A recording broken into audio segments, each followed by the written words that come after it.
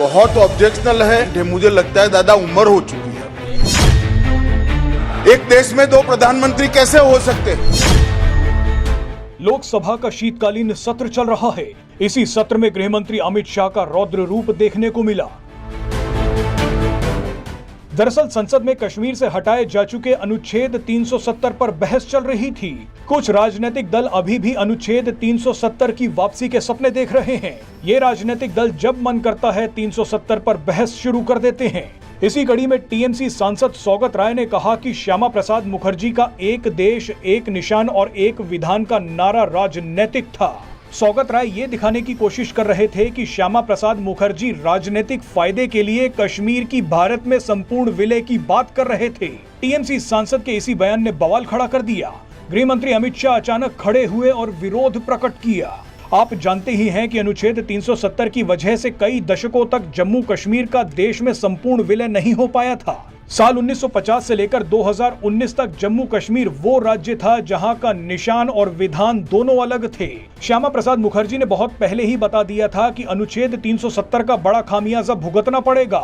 इसीलिए उन्होंने 1950 से ही इसका विरोध शुरू कर दिया था। लेकिन श्यामा प्रसाद मुखर्जी के एक देश एक निशान और एक विधान के सपने को मोदी सरकार ने 2019 में पूरा कर दिया। लेकिन जब संसद में सौगत राय ने ये बोलने की कोशिश की कि जम्मू कश्मीर का विधान और निशान अलग होना चाहिए, तो गृह मंत्री अमित शाह भड़क गए। गृह मंत्री अमित शाह ने कहा कि एक देश में दो प्रधानमंत्री और दो संविधान कैसे हो सकते हैं? एक देश में दो झंडे कैसे हो सकते हैं? देखिए अमित शाह ने गुस्से में क्या बयान दिया। मैं जो कॉलेज में पढ़ाता था वो श्यामा प्रसाद मुखर्जी के नाम में है। उनका जो स्लोगन एक प्रधान एक विधान एक निशान, वो उनका स्लोगन था, वो पॉलिटिकल स्लोगन था। लेकिन आज भी ये